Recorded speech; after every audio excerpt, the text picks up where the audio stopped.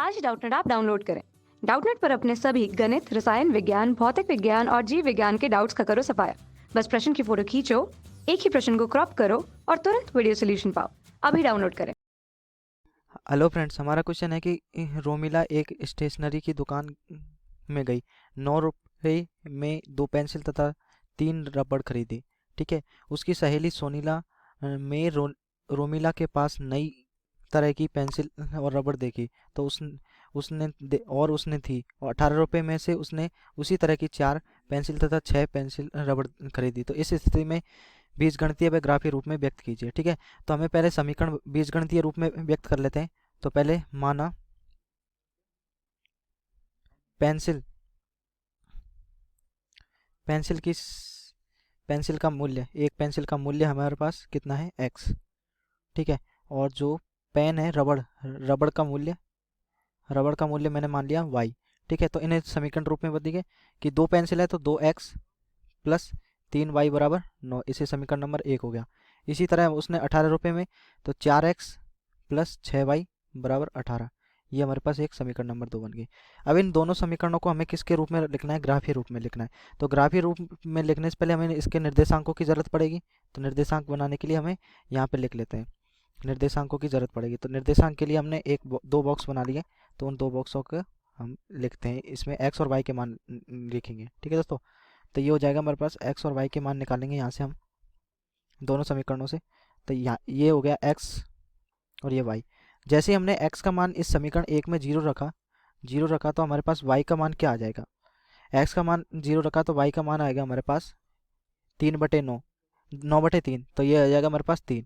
ठीक है। जैसे ही हमने y का मान 0 रखा, ठीक है, y का मान 0 रखा तो हमारे पास क्या आ जाएगा, y का मान 0 रखा तो हमारे पास आ जाएगा 9/2। ये 9/2 आ गया। ठीक है।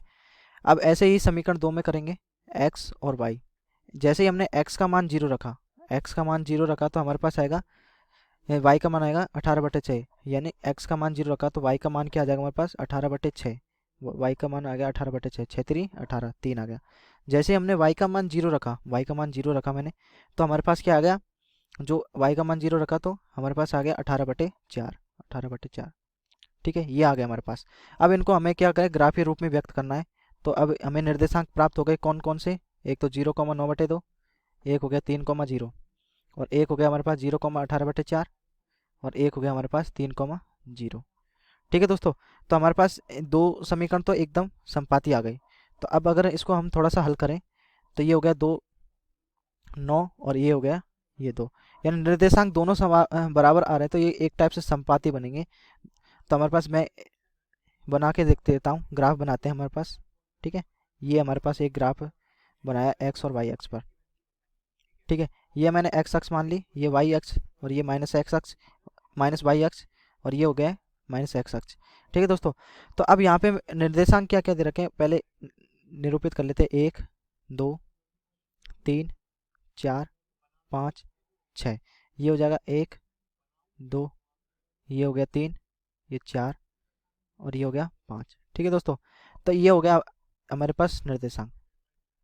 अब इसके बाद में है क्या, अब ये दोनों सभी धनात्मक में है तो पहले चतुर्थांश में ही बनेंगे। तो पहले ही निर्देशांक है 0,9/2, यानी हमारे पास आएगा 9/2 को भाग दे दीजिए 2 से, तो हमारे पास आएगा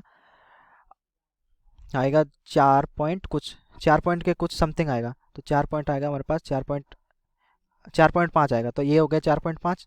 ठीक है। 0,4.5 ये हो गया। और अगले निर्देशांक है 3,0 ये है। तो इनको हम आपस में मिला देते हैं। तो यह मैंने इन दोनों को मिला दिया। ठीक है।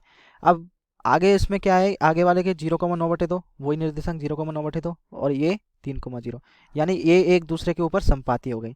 ठीक है। तो ये हमारे पास ये रेखा ये वो एक दूसरे के संपाती हो गई। तो इसको हम, इसके हल क्या होंगे, संगत होंगे पर संपाती होंगे पर अनेक हल होंगे। ठीक है दोस्तों, यही हमें निकालना था। Thank you. कक्षा 6 से 12वीं से लेकर नीट, IIT, JEE वो एडवांस के लेवल तक 1 करोड़ से ज्यादा छात्रों का भरोसा। आज ही डाउनलोड करें डाउटनेट ऐप या व्हाट्सएप करें अपने सारे डाउट्स 8400 400 400 पर।